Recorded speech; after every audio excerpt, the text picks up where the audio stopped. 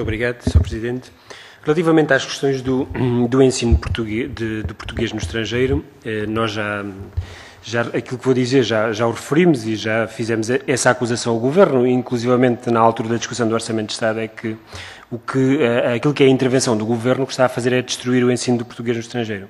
E o Sr. Secretário de Estado agora referiu-nos aqui que a palavra de ordem era a qualidade, mas aquilo que tem sido a atuação vai em sentido contrário, porque é simples de ver, com esta redução, com a última redução que houve de 49 professores, e a tentativa de distribuir 6 mil alunos, cerca de 6 mil alunos que terão ficado sem aulas pelas outras turmas, tentando encaixar, que até curiosamente quando se fala no número máximo, que se deve caminhar para o número máximo de 15 alunos e depois se tenta distribuir estes alunos pelas turmas existentes, o que houve claramente, e isto basta ouvir os professores e os pais, para verificar que o que houve foi uma qualidade do ensino que se fazia. Aliás, basta perceber o que é que foi feito. Depois temos coordenadores a servir de intermediários entre pais e professores, que para os pais pagarem diretamente ao professor, sem que haja garantia nem de certificação, nem de contagem de tempo de serviço e muito menos garantia de qualidade. E ainda relativamente a esta matéria dos professores, também não foi dada uma resposta que os professores esperavam relativamente àquilo que era a possibilidade de receberem o subsídio de desemprego nos países onde eles estão instalados e onde têm a vida e muitas vezes queriam ficar lá. Isso foi solicitado a intervenção do Ministério, que não terá havido resposta. E isto para substituir o EPE, porque não se sabe muito bem porquê, porque há várias questões que têm vindo para cima da mesa, cada uma a seu período, o ensino pago pelos pais, o ensino suportado pelos países de acolhimento, depois é o ensino à distância, numa realidade em que sabemos que cerca de 60% dos alunos serão alunos até ao 6º ano, e em alguns países não permitem este ensino à distância, por isso há aqui uma série de incógnitas. Já foi feito a destruição daquelas turmas, mas entretanto há uma série de incógnitas relativamente àquilo que será o futuro, e por isso dizemos que há aqui uma falta de estratégia. E depois há, associada a esta aparente falta de estratégia, há um diz e desdiz. O Sr. Secretário de Estado tinha anunciado que a redução de 27 professores, por exemplo, na Suíça, quando referiu o número de contratos que iam ser renovados, só iriam ser renovados sem contratos quando há mais de 100 professores, mas depois já veio dizer que, afinal, eram renovados todos aqueles que quisessem. As fichas de inscrições na Suíça aparecem fichas para inscreverem cursos de cultura e língua brasileira. Acredito que sim, só poderá ser. E a última declaração da semana passada, o Sr. Secretário de Estado dizer que ia enviar, que o próximo ano iam ser disponibilizados os manuais escolares gratuitos. Mas depois percebemos porquê. Porque na mesma semana veio dizer que afinal os pais têm a pagar 120 euros. Muito obrigado pela gratuitidade.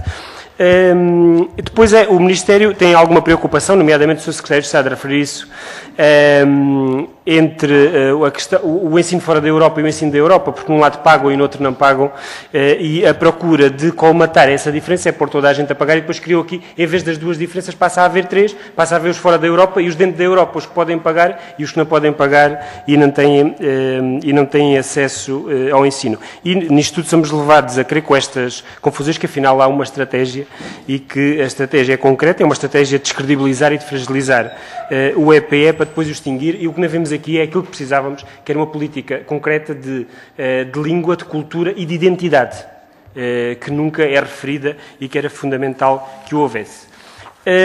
Em termos daquilo que é a reestruturação consular, que é uma matéria que se prende com a matéria que discutimos inicialmente das novas vagas de imigrante, com uma relação muito próxima, o que está a ser feito é uma concentração e logo um afastamento dos serviços das comunidades.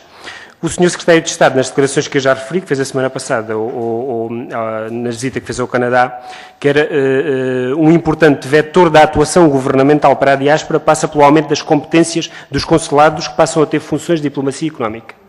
A referir isto. Curiosamente, o que faz é depois encerrar serviços consulares quando diz que têm que ter mais competências, e isto só não tem graça porque é muito dramático. E este trabalho de proximidade que os consulados desenvolviam, este trabalho de diplomacia económica, que aliás já foi aqui referido, a importância de que alguns serviços consulares referem no trabalho de proximidade com os agentes económicos locais, está logicamente comprometido, mas o que entendemos é que isto é mais uma incoerência entre aquilo que se diz e que se coloca nos documentos e depois o que se faz e continuam. A questão é que continuam-se a ser claros os critérios de encerramento, o que se fala é nas questões da rentabilidade, dos custos, do número de atos, mas depois aquilo que percebemos é que se encerram serviços que têm menos custos do que outros ficam abertos, encerram serviços em que o custo, o valor por ato... Sr. Deputado, conclui o seu tempo. Em que o valor por ato é mais baixo do que outros que ficam abertos e percebe-se que os critérios, afinal, são muito pouco claros. Depois põe-se aqui um ênfase grande na substituição destes serviços por permanências consulares, mas as permanências consulares vão lá para recolher dados e depois quem é que vai entregar os documentos e quem é que entrega os documentos? É 3 meses depois que as pessoas vão receber os documentos e para além de que estão acrescidos de 15%, né? As taxas, a listagem os emolumentos estão acrescidos de 15% nestas permanências consulares. E o problema é que os senhores chegaram ao Governo e não disseram que iam fazer isto, né? Disseram, aliás, pelo contrário, chegaram ao Governo assumindo um ataque, uma confrontação com o Governo do PS que tinha já medidas neste sentido, é verdade. E isso concordo convosco, mas já tinha medidas neste sentido e foi dessa confrontação que chegaram e agora estão a fazer outra coisa, por isso aquilo que perguntava aí, para terminar, quais são os reais objetivos do encerramento dos serviços consulares, porque eles não são claramente perceptíveis nestes critérios que são afirmados. Muito obrigado, Sr. Presidente. Queria começar por perguntar, eu julgo que sim, que esta exposição nos vai ser distribuída, a exposição do Sr. Secretário de Estado nos vai ser distribuída depois, uma vez que está aí em formato.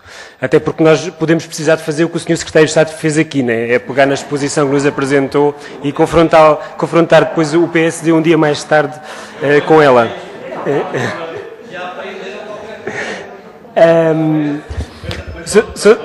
Sr. Secretário de Estado, apelava aqui, o Sr. Secretário de Estado não nos referiu, não respondeu ainda, eu julgo que terá interesse em responder sobre a intervenção dos serviços no caso do imigrante português que morreu na Bélgica ou naquele caso de Zeeland, na Holanda, e também não referiu a função dos conselheiros sociais e não nos deu dados concretos sobre este problema da imigração, dos imigrantes sem sítio onde viver e onde comer. Julgo que nos dará esses dados ainda. Sobre a questão do EPE, e até concordando com a senhora, o que parece estranho, mas concordando com a senhora deputada, em parte com a senhora deputada Maria João Ávila, é que eu também não acho que seja justo que os portugueses fora da Europa paguem o EPE, até defender o contrário, é que nenhum pagasse, porque primeiro temos logo uma coisa que é a Constituição da República Portuguesa, eu presumo que alguns não digam muito, mas é um documento fundamental que precisava de ser cumprido. E outra é a questão de o ensino do português no estrangeiro, ou a língua portuguesa, é indicada como um instrumento estratégico do Estado português. Sem instrumento estratégico não pode ficar dependente do financiamento dos pais, devia ter outra atenção. Muito rapidamente, o Governo não promoverá os fluxos migratórios. O Sr. Deputado Helder Amaral disse-nos isso aqui. Mas as políticas que os governos e que os sucessivos governos e as opções políticas têm tido promoverão certamente esses fluxos. E o Sr. Secretário de Estado deixe-me lembrar que o seu colega, Secretário de Estado da Juventude, disse mesmo, apelou aos jovens para saírem da zona de conforto e para procurarem vida lá fora. Foi isso que disse. Por isso, agora pode dizer aqui que não fazem o apelo, mas foi isso que aconteceu. Outra matéria que gostava de referir é a legitimidade da intervenção dos deputados. É que alguns deputados que têm um acesso privilegiado à informação acham que têm mais legitimidade para intervir ou porque conhecem casos em sítios, noutros sítios que não são maioritariamente referidos ou porque foi dado aqui o exemplo de ter os filhos no EPE. Não podemos admitir que os deputados com esse conhecimento tenham mais legitimidade, até porque se têm conhecimento de casos que não são aqui tratados, deviam trazê-los aqui e nós nunca os discutimos aqui, essa é que é a realidade. E por outro lado, o maior conhecimento devia-lhe dar mais coerência naquilo que aquilo que se defende quando se é oposição e aquilo que se pratica depois quando é governo. E o Sr. Secretário de Estado acusou aqui uma das acusações que fez, aliás, começou a sua intervenção por isso, por atacar fortemente o anterior governo do PS, porque reduziu uma série de serviços, porque passou consulados gerais a vice-consulados, fez essa acusação. Mas a questão não é essa, é que o Sr. Secretário de Estado agora é membro do governo, tem a possibilidade de discutir. Agora é perceber quais é aqueles que vai reverter. se achou tão mal que o Governo do PS fez isso, né, qual é aqueles que vai atuar para reverter as situações que considera, que lamentou que tivessem acontecido? Que isto de empurrar culpas, e assistimos, infelizmente, aqui, lamentavelmente hoje a isto, empurrar culpas de um lado para o outro, não resolve os problemas das comunidades. E deixo só lembrar, Sr. Secretário de Estado, é que antes do Governo do PS, já tinha dado um Governo do PSD e do CDS também, onde o Sr. Secretário de Estado também já tinha sido Secretário de Estado. Né? E isto, o empurrar culpas, afinal vamos depois bater sempre aos mesmos. Para terminar, era isto, era o apelar às respostas relativamente a estas questões que ficaram no ar e alguma coerência na intervenção, porque aquilo que as comunidades conhecem e aquilo que tem sido a intervenção deste Governo, o Sr. Secretário de Estado deu-nos aqui um bonito, não querendo repetir o Sr. Deputado Paulo Pisco, realmente fez-nos aqui uma explicação daquilo que se pretende, mas já lá vão 7 meses e aquilo que se conhecem neste momento, medidas para as comunidades, são, todas as medidas foram negativas, não se conhecem medidas positivas de intervenção junto das comunidades. Isso é, na realidade, que as comunidades conhecem.